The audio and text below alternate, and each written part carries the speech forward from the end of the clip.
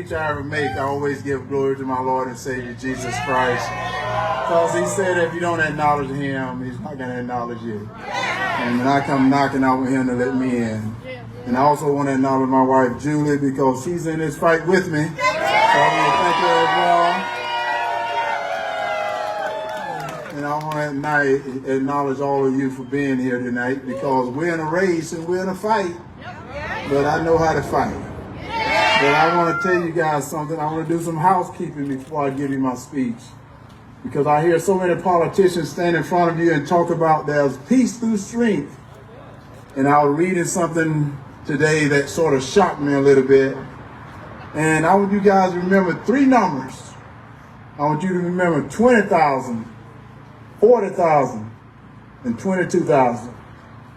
And 20,000, I want to tell you, is active duty warriors in the United States military that's being kicked out by Joe Biden and Raphael Warnock for not taking that COVID shot. Yes.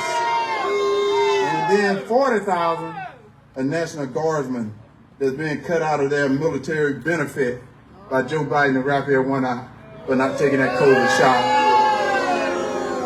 Now 22,000 reserve soldiers that's also being cut out of their benefit by refusing to take that COVID shot. Now, I think I'm going to say something that's probably going to be very controversial, but I'm not a politician. Because I think that's immoral, and I think it's treason. Yeah, I think that is treason. Those are people that have sacrificed so much for this country. And I think Raphael Warnock and Joe Biden should be held accountable. And now I want to tell you a little bit why I'm going to win this Senate seat. Because I'll tell everyone I was built for this. You know, I thought God made me that athlete, but no, that wasn't it. Because I tell everyone I grew up in that little town called Wrightsville, Georgia. Yes, if you got 1 year to live, move to Wrightsville, that year's forever. Same old, same old. And I grew up, as my mom said, I was big bone, which meant I was fat. And I used to have a speech impediment. So for 4 years of my life, I never went out for a recess. 4 years of my life, I never spoke in a classroom. But the grace of God got me a scholarship to the University of Georgia. Yeah. And I need to tell Congressman, I'm going to say Congressman now, James, that, you know, Michigan got a good team. But Georgia just a little bit better. And I got a chance to win a Heisman Trophy. Yes, and I got a chance to be on the 1992 Olympic bobsled team. Look, there's no snow here in Georgia, and I'm on the 1992 Olympic bobsled team. But this was so funny. God said he's not ready yet, because I played 15 years of pro ball. God said he's not ready yet, so he had to break me now. He had to break me, and all of a sudden I heard that I got a mental problem. Herschel got a mental problem. I'm talking about myself in third person, but I know that. So I decided that I'm going to go get this problem taken care of. So I go to this hospital out in California. And I remember going out to this hospital and I go, whoa, these people here are crazy. These people here are crazy, and I'm not like them. But then I remember from my mom and dad that we all fall short of the glory of God. And God is a tricky God, isn't he? But he's a good God. So God said he's ready now.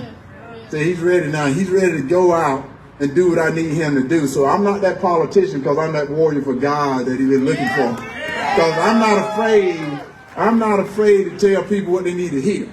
Like my father, when he told me no, he meant no. And then when I got too big for my britches, and he said, boy, if you don't like the rules underneath my roof, why don't you leave my house?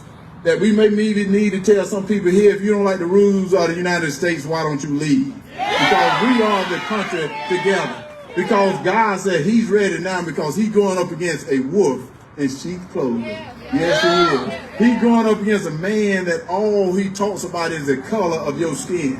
And I'm going to tell you right now, in the great book I read, God don't know nothing about the color of your skin. That's right. God knows about your heart. So he don't care about the color of your skin. And then he said in his church on the pulpit, he said America needed to apologize for its whiteness. And I'm like, did he not read in that great book that I read that God said, don't look at the dust in your eye and your brother's eye, but look at the plank in your own eye. And he forgot about forgiveness, because God do forgive. So he's not God, so he can't be giving nobody no forgiveness. And yet he make a statement like that on the pulpit. And God said, you need to go after him. And I said, that's the reason I'm going to run, because I'm sick and tired of having people in Washington not representing my family. Because I'm going to tell you right now, all of you are my family. It don't matter about the color of your skin, because I'm going to tell you something you may not know. 23andMe has screwed us all up, so it's not the color of our skin. And I'm going to tell you something else. We're all Americans. That's what we need to be. All Americans. Get out of the color of your skin. And then he said something else. Yes, he did. He said something else that he needed to get himself corrected for. He called all men and women in blue thugs and bullies. And that's the reason now. Yes, he did. Oh, yes, he did. And that's the reason now you have criminals that think that they're heroes. And now our police officers think that they're demons. And I'm only here to tell them, no, they're not. No, they're not. And what we got to get back to, we got to get back to supporting our men and women in blue. And what we got to do, we all got to do it together, because I remember this. I got stopped the other day. And I was looking at this officer, and I realized this officer has just got on a uniform. All he's doing, he's got on a uniform, but he's doing his job. So I'm going to show him the respect, because this is his job, the same as you have a job to do too. So we got to respect our officers the same as they respect you. And then we all go home safe, because they got a family, their fathers, their mothers, their brothers, their sisters. So that's what we got to get back to. Get back to respecting each other. But then we got a man in Washington that don't show respect. Why don't he apologize to our officers for calling them names? And then let me get back to this military. Oh yes, I'm going to get back to this military, because the reason we're the greatest country in the world is we got the greatest military in the world. So I'm going to tell you, as I said, all those great people stand in front of you and say they have peace through strength. They're 100% correct by that. But unless you protect our military, we're going to have no strength. I can guarantee you we'll have no peace, because our military giving us that peace, because they sacrificed for our lives to give those freedoms and liberties that we have. But what we've done, we've elected people to office that bring in pronouns into our military. Do you know? Yes, they are. Yes, they are. They're bringing pronouns in our military. And I'm like, what the heck is a pronoun? I'm sick and tired of this pronoun stuff. Are you tired of this pronoun stuff? And I thought, yes, I am. Wait. So what I'm going to do for this senator, I'm going to give him a pronoun. His pronoun is former senator pronoun. That's the pronoun he got, former senator, because it is time that we get leaders in Washington that not going to put up with this stuff no more. We're a great country. And we're a great country together. And I'm sick and tired of people thinking we shouldn't be first. And then you make the statement, America first, they get all upset. If they live in America, shouldn't they think America should be first? Because we're from that great school of Ricky Bobby. We're not first. We don't want to be last. I don't want to be last. I want to be first. And then this man here that I'm running against, can you believe the other day he was preaching on the pulpit about me? I'm like, what are you doing? Why are you not speaking about God and about Jesus? And then he mentioned Jesus, but he mentioned him in the wrong sentence. Because what he said, you know, when Herschel's talking about me, he didn't want to call my name. He said my opponent. When I'm talking about him, I'm talking about Jesus. That's what he said. And then he said, I'm also offending Martin Luther King. But I need to let him know he's not Jesus and he's not Dr. King.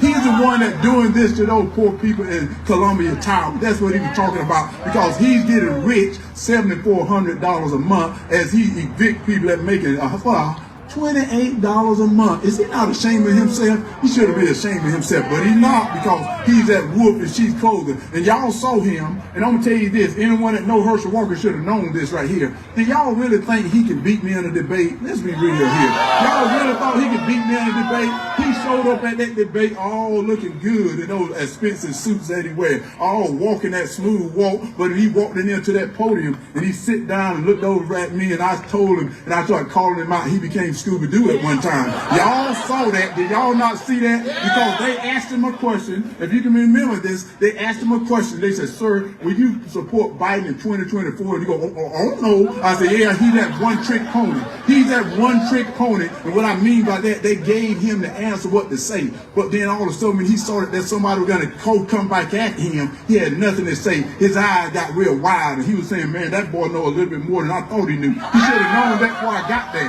Because all of a sudden, then he went into the abortion, because somebody was talking about me about abortion over there. This guy believed in abortion on demand. He believed that you can abort a baby all the way up to 9 months. He's a man of the cloth. He's saying you can abort a baby all the way up to 9 months. He even voted, now listen to me, he even voted that if a baby survives an abortion, he would deny that baby medical care. Can you believe a man said that? And then he threw his own words out, the words he's been using forever. He said, you know, a doctor and a patient can't be in the same room with the government. And I happen to say, but you bring the government right back in because you're inviting the government to pay for it. So the government got to pay for it, so you're inviting him back in. And he didn't know what to say after that. And then I said, do you not know also there's a baby in that room too, sir? There's a baby in that room too. So I'm going to speak for our babies. I'm going to speak for our police officers. And I'm going to speak for our military, because we need somebody in Washington that's going to speak for justice. And I'm not that politician, I'm that warrior, because I'm not going to say what they want me to say. I'm going to say the truth, and the truth will set you free. Is that not true?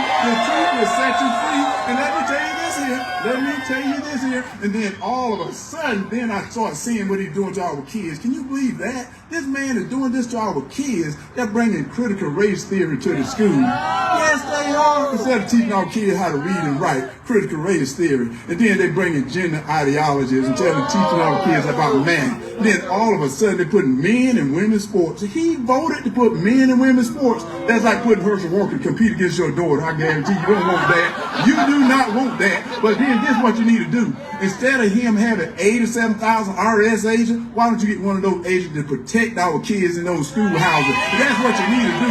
Get them 87,000 IRS agents to get out of that schoolhouse and protect our family. And then you see the crime. You see the crime on the street, and the reason why. I can tell y'all the reason why. And I'm going to tell you how you can get rid of it too. You can get rid of it because, as my father used to say, tell the people no. You do that, you're going to be held accountable. Same thing with Adam and Eve. Because you remember when Adam and Eve was in that garden, and all of a sudden God said, in this place here, you have total freedom. But if you touch or eat from this tree here, you will surely die. They were held to responsibility. That's what we got to do now, is hold people to responsibility for the crime that they submit. But no. The guy I'm going running against, he decided to get these liberal judges that don't think people need to be held accountable. He believes in no cash bail. Can you believe that? No cash bail. No.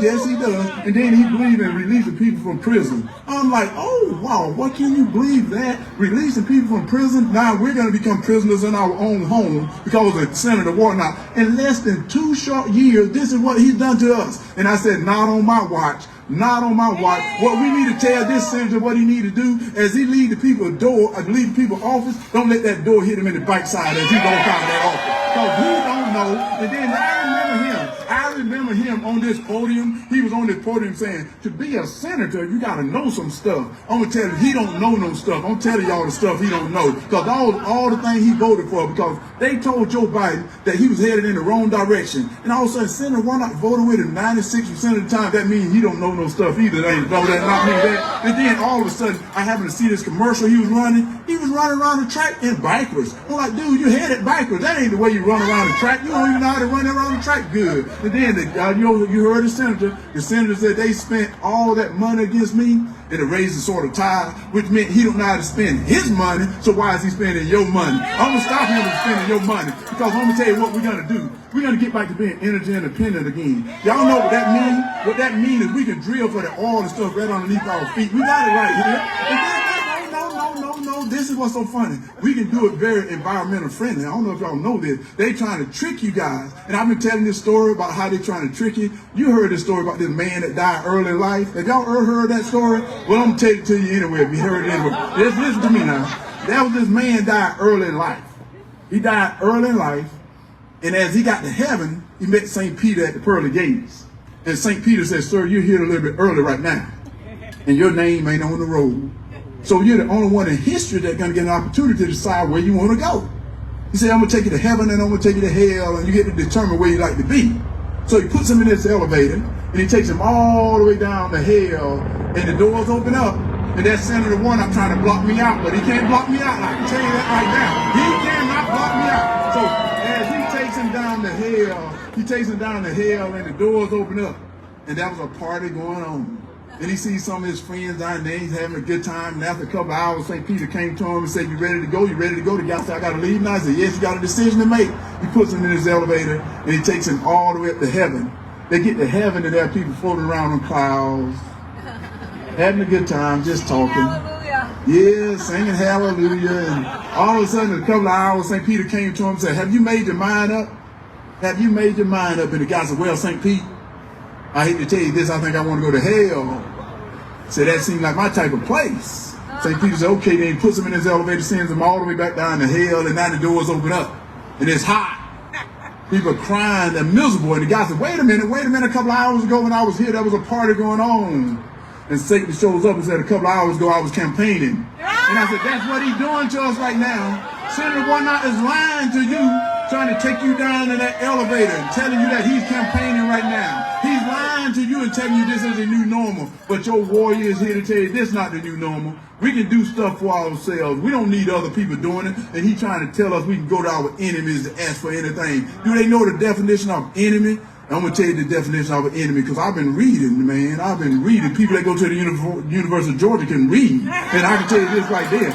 Enemy means somebody that don't like you. So you don't need to get nothing from them, but yet they've been talking about they don't know the definition of a woman either. Do they not tell you that? I know the definition of a woman. I know the definition because it's written in that great book of mine. And it said man and woman. That's what it talks about in that great book. Senator Warnock need to read that great book rather than try to throw little Bible verse at me. He can't do that to me. Because you remember that Scooby-Doo I talked to you earlier about? Now he got those wide eyes saying that boy know a little bit more than I thought he knew. And that's what I've been telling him. Right now I do know some stuff. And I know you don't want to put men and women in sports. I know you don't want to get the morale and the confidence down in our military. I know you don't want to get it down in our law enforcement. And then you can't keep bringing this critical race theory to our school, but that ain't the only thing. That's not the only thing. But then, y'all seen this border wide open? Oh, yes, it is. And then they telling you that it's secure. They don't even know the definition of secure either. Secure meaning it got to be locked up, meaning nobody can get in. It's tight. They don't even know that definition. It's not secure. And I'm going to tell y'all something you may not know.